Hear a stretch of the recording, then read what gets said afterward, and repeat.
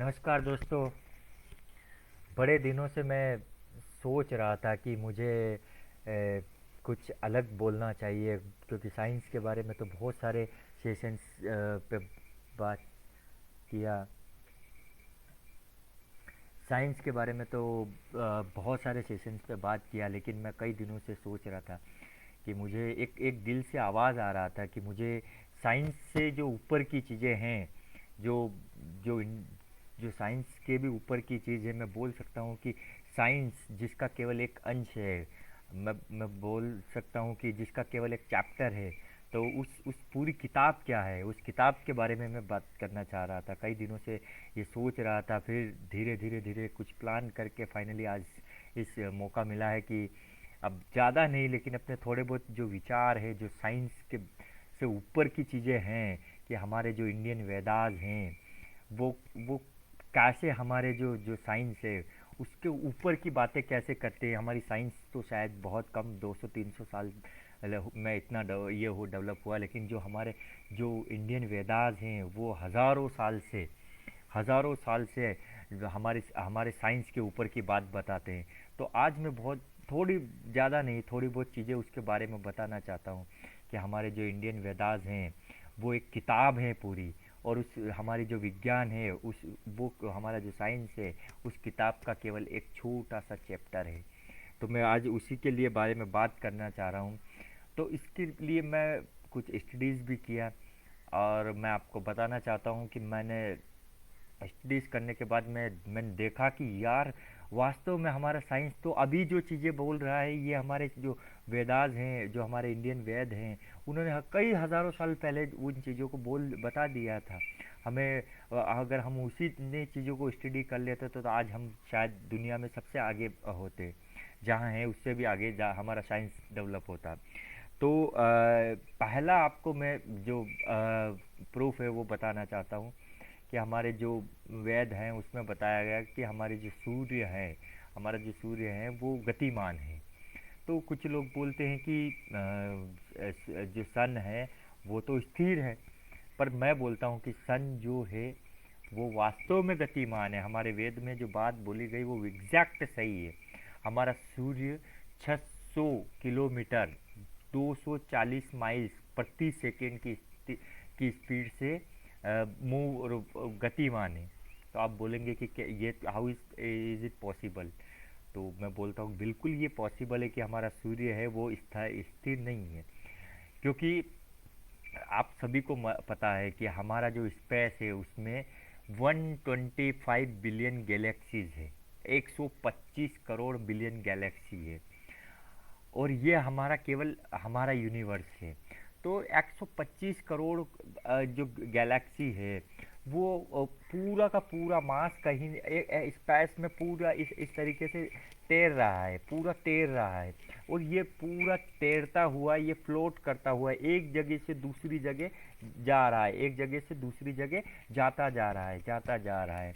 तो ये पूरा जो मिल्की वे गैलेक्सी है, और इसी मिल्की वे गैलेक्सी में ही हमारा सन है। तो ये पूरी मिल्की वे गैलेक्सी फ्लोट करती हुई एक जगह से दूसरी जगह जा रही है, और उसकी स्पीड है 600 किलोमीटर 240 माइल्स प्रति सेकेंड, अराउंड 240 माइल्स प्रति सेकेंड की स्पीड से ये मास पूरा एक जगह से दूसरी जगह ट्रेवल कर रहा है। तो उसके साथ में हमारा सूर्य भी ट्रेवल कर रहा है। तो मैं बोल सकता हूँ कि हमारा जो जो हमारे वेदों में बात बोली गई कि हमारा सूर्य देवता जो है गतिमान है, तो एग्जैक्ट वो गतिमान है, बिल्कुल गतिमान है।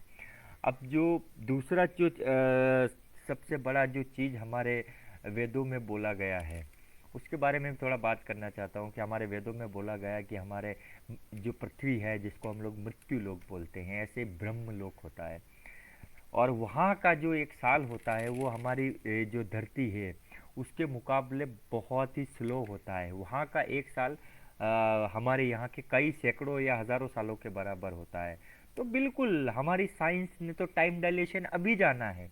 हमारी साइंस ने टाइम डायलेशंस के बारे में भी न्यूटन की ग्रेविटी के बाद में शायद पता चला, ग्रेविटी के बाद में ही हमें पता चला कि टाइम जो होता है वो टाइम डायलेशन जो होता है वो ग्रेविटी के कारण होता है। तो पर हमारे जो वेद हैं, वो हमारे जो वेद हैं उनमें कई साल पहले ही बता दिया गया था। हमारे वेदों ने हजारों सालों पहले बता दिया था कि टाइम डायलेशन होता है। एक जगह टाइम दूसरा है तो दूसरी जगह कुछ और हो सकता है। मतलब समय जो है, टाइम है, वो एक जैसा कहीं पर भी नहीं है। एक जगह अलग हो सकता है, दूसरी जगह और अलग हो सकता है। कहीं पे फास्ट, कहीं पे स्लो हो सकता है। ये हमारे वेदों ने हजारों सालों पहले बता दिया। तो मैं आपको बताना चाहता हूँ ये कैसे होता है। ये जो पूरा जो स्पेस है, ये कर्व्ड स्पेस है। अब कर्व्ड स्पेस में क्या होता है कि पूरा मास इस कर्व्ड स्पेस में ये पूरा मास तैर रहा है। अब मैं इसको एग्जांपल के थ्रू बताना चाहूँगा कि हमने कोई चादर लिया और उसमें छोटे छोटे थोड़े बॉल्स डाल दिया, छोटी बॉल, बड़ी बॉल, उससे बड़ी बॉल। तो हम देखते हैं कि जो ज़्यादा बड़ी बॉल होगी वो ज़्यादा स्पेस को जो शॉल है या जो भी चादर है उसको ज़्यादा कर्व्ड करेगी। तो सेम थिंग, यही यही कॉन्सेप्ट होता है ग्रेविटी का, कि ग्रेविटी, हाउ ग्रेविटी वर्क्स, कि वो पूरे स्पेस को कैसे कर्व्ड बना देता है। तो यहाँ पर भी वही चीज़ होती है कि अ, जो आप सभी जानते हैं कि 125 बिलियन गैलेक्सी है, और हमारी जो जो मिल्की वे गैलेक्सी में है, इसमें मोर देन 100 बिलियन स्टार्स है। और उन स्टार्स में से एक हमारा सन है, उसमें फिर जो हमारा अर्थ, 8 ग्रह हैं, उन ग्रह 8 ग्रह में से एक हमारा अर्थ है। तो आप देख सकते हैं कि हम पूरे जो हमारी हमारी मिल्की वे गैलेक्सी है उसमें भी कहीं बहुत छोटी चीज़ है, मतलब न के बराबर चीज़ है हम लोग। तो आप बताना चाहता हूँ कि हम लोग इस पूरे हमारे मिल्की वे गैलेक्सी में हम कहीं भी, बिल्कुल हम लोग अगर माइक्रोस्कोप से भी देखेंगे तो शायद हम नहीं मिले, इतने छोटी चीज़ है हम लोग। तो हम लोग उसको डिफाइन नहीं कर सकते। तो यहाँ पर दूसरी चीज़ ये होती है कि हम बहुत ही छोटी जगह पे हैं। ये तो केवल हमारा मिल्की वे गैलेक्सी है, इसमें बिलियंस ऑफ स्टार्स हैं। और हमारे जो यूनिवर्स है, उस यूनिवर्स में 125 बिलियन गैलेक्सी है। तो हम लोग बहुत बहुत ही छोटी चीज़ है। हम हमारा जो अर्थ है वो नगण्य के बराबर है, बहुत, हम माइक्रोस्कोप से देखते हैं शायद तब भी नहीं दिखेगा। तो ये तो हमारी हमारे यूनिवर्स की बात हुई, और ऐसे बहुत सारे यूनिवर्स हैं जिनको मल्टीवर्स बोलते हैं। तो दोस्तों, कहीं ना कहीं मैं मानता हूँ कि कहीं ना कहीं ये जो 125 बिलियन गैलेक्सी है, या जो हमारे यूनिवर्स में, उसमें कहीं ना कहीं ऐसी गैलेक्सी है जहाँ पर कोई न कोई ऐसा प्लेनेट है जिस प्लेनेट पे जो जिस जिस प्लेनेट को हमारे वेदों में ब्रह्मलोक बताया गया है। तो कहीं ना कहीं वो प्लेनेट है जिस पे हम लोग बोल सकते हैं कि उस प्लेनेट पे जो ग्रेविटी है, वो ग्रेविटी इतनी ज़्यादा स्लो है, इतनी ज़्यादा हाई है कि उस ग्रेविटी के कारण जो टाइम है वो इतना स्लो हो गया है। वो टाइम इतना डाइल्यूट हो गया है, टाइम डायलेशन इतना है कि वहाँ पर एक साल, मतलब एक साल बिताओ तो हमारे यहाँ पर शायद 100 साल, 1000 साल गुजर जाते हैं। तो ये सबसे बड़ा एक प्रूफ है कि हम लोग अगर जो इंडियन वेदास है उनको ही अगर हम लोग इस तरीके से पढ़ लेते तो शायद हम लोगों को टाइम डायलेशन के इतने बड़े ये चीज़ें करने का ज़रूरत नहीं पड़ता। हम इजीली समझ सकते कि यार जो टाइम डायलेशन है वो पहले से ही बताया गया है। और इंडियन वेदास में ये बहुत अच्छे से बताया गया है कि एक जगह टाइम, ब्रह्मलोक है कहीं पर, वो उसका उसमें टाइम अलग है, हमारे अर्थ पे टाइम अलग है, कोई और प्लेनेट भी हो सकता है जहाँ पे टाइम और जो है फास्टर हो। तो ये टाइम का बहुत ही बढ़िया प्रूफ है, जो प्रूफ करता है कि हमारे जो इंडियन वेदास है उसमें जो बात बोली गई है वो एग्जैक्ट हमारे साइंस के ऊपर की चीज़ है। अब जो मैं तीसरा जो चीज़ बताना चाहता हूँ कि साइंस की बहुत सारी लिमिटेशंस होती है, लेकिन स्पिरिचुअलिटी की कोई लिमिटेशन नहीं है। साइंस की लिमिटेशंस क्या है, मैं आपको बताना चाहता हूँ कि मैंने प्रभुपाद जी की एक किताब पढ़ी थी, जीवन से जीवन शायद करके कुछ है इतना। तो उस किताब में ये बताया गया था कि बहुत सारे वैज्ञानिक लोग थे उन्होंने क्या किया कि आर्टिफिशियल स्पर्म बनाना की कोशिश की उन्होंने। तो आर्टिफिशियल स्पर्म बनाने के लिए उन लोगों ने क्या किया, उन लोगों ने आर्टिफिशियल स्पर्म बनाने के लिए जो केमिकल कंपोजिशन होना चाहिए, जैसे फ्रुक्टोज, एमिनो एसिड, एसिट्रिक एसिड, ये सारी जो केमिकल कंपोजिशन थे ये सारे लिए, जिस रेशो में थे उस रेशो में लिए, जितनी क्वांटिटी में चाहिए था उतना क्वांटिटी में एग्जैक्ट वही लेके, जो टेम्परेचर वो होना चाहिए वो टेम्परेचर पे, और सारी जो जो जो भी उसके लिए जो रिक्वायरमेंट थी वो सारी करने के बाद भी जो आर्टिफिशियल स्पर्म था वो नहीं बना, मतलब उसमें जान नहीं आया था, उसमें कोई भी जीव नहीं आया था। तो ये सबसे बड़ा फेल्यूर है साइंस का, कि आप आप आप कुदरत के ऊपर नहीं जा सकते। अब वहाँ पर ये क्या, सबसे बड़ी चीज़ क्या थी कि इन लोगों ने सब कुछ कर लिया लेकिन फिर भी जीव क्यों नहीं आया। एक कोई भी इंसान हो, चाहे वो मेंटली डिस्टर्ब हो, लेकिन वो उसके पास एक एक दूसरे जीव को देने की ताकत होती है, वो अपने स्पर्म के थ्रू किसी को पैदा कर सकता है। तो that is the limitation, this is the limitation of science, कि साइंस एक लिमिट के ऊपर नहीं जा सकता, लेकिन हमारा जो स्पिरिचुअलिटी है, हमारा अध्यात्म है, वो साइंस से ऊपर की बातें करता है। शायद इसलिए कुछ लोगों को जो है हमारे साइंस अध्यात्म में चीज़ें, क्योंकि साइंस क्या है, साइंस एक्सपेरिमेंट पे काम करता है, साइंस एक्सपेरिमेंट पे काम करता है, और जो हमारा अध्यात्म है वो इमेजिनेशन से समझा जा सकता है। हम साइंस को एक्सपेरिमेंट करके रिजल्ट पा सकते हैं, हम लोग साइंस को एक्सपेरिमेंट करके समझ सकते हैं, लेकिन हम लोग अ, अगर हम लोग साइंस से भी ऊपर की चीज़ का समझना चाहें तो हमें इमेजिनेशन की ज़रूरत है।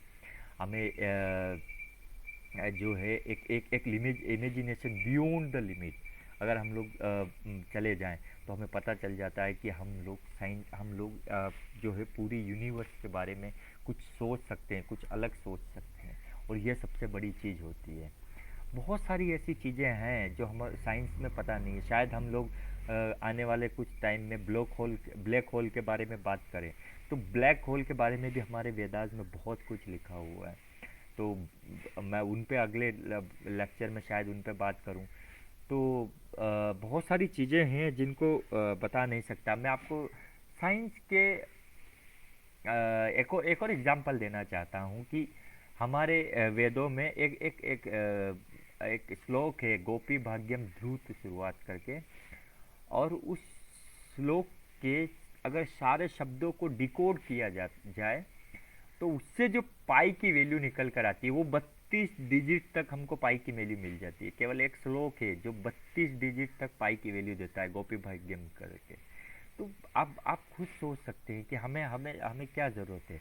हमें ज़रूरत है केवल कि हमारे जो जो जो वेदास हैं उनको वापस से हम अपने जीवन में, अपने अपने जो जो जो एजुकेशन सिस्टम है उसमें लागू करें। ज़रूर, चाहे चाहे वो कहीं भी अच्छी चीज़ हो उसको निकाल के लाया लाया जाए और उसको हमारे इसमें किया जाए। तो मैं मानता हूँ कि कहीं से न कहीं से वो चीज़ आ जाएगा कि कहीं से न कहीं से वो चीज़ आ जाएगा जिसके बारे में हमारा साइंस भी शायद नहीं बता पाया है। अब मैं आपको सबसे बड़ा उदाहरण देता हूँ कि हमारा जो अर्थ है वो सन के आसपास घूम रहा है। इसका इसका एक सबसे बड़ी चीज़ कहाँ पर आपने आपने हम लोगों ने अभी शायद बहुत कम समय पहले ये जाना है, कुछ सैकड़ों साल पहले ये जाना है कि अर्थ जो है वो सन के ऑर्बिट के अपने ऑर्बिट में सन के आसपास जो है रोटेट कर रहा है, ठीक है, परिक्रमा कर रहा है। पर यही चीज़ हमारे ऋग्वेद में बता दी गई है। ये हमारे ऋग्वेद के 10.22.14, ऋग्वेद के 10.22.14 में बताया गया है। क्या बताया गया है कि this earth is devoid of hand and legs yet move ahead. All the objects over the earth also move with its moves around it, around the sun. Move with it around the sun. तो ये जो चीज़ है ये हमारे ऋग्वेद में कई हज़ारों साल पहले ही बता दी गई थी कि ये जो धरती है ये बिना हाथ पैर के आगे मूव घूम रही है, मूव कर रही है। और इसके साथ में बहुत सारे दूसरे जो ऑब्जेक्ट है वो भी इसके साथ में घूम रहे हैं।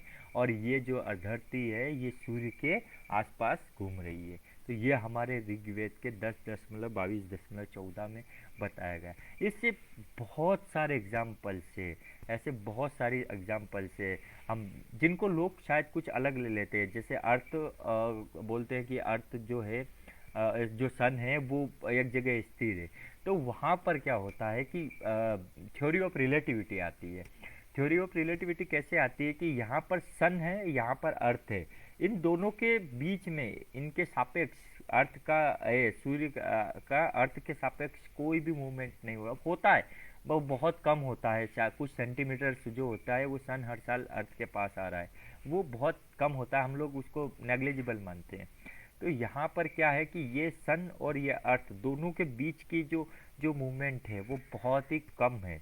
बहुत कम होने के कारण हम लोग मानते नहीं, इसलिए हम लोग मानते हैं कि स्थिर है। बट यहाँ पर दोनों के सापेक्ष जो है मूवमेंट नहीं है, लेकिन दोनों किसी दूसरे ऑब्जेक्ट, किसी दूसरी गैलेक्सी, किसी दूसरे यूनिवर्स के सापेक्ष अगर हम देखें तो इनकी जो स्पीड है सन की और अर्थ की, वो ऐसे ट्रैवल करते हुए जा रहा है, उसकी जो स्पीड है वो 600 किलोमीटर प्रति सेकेंड है।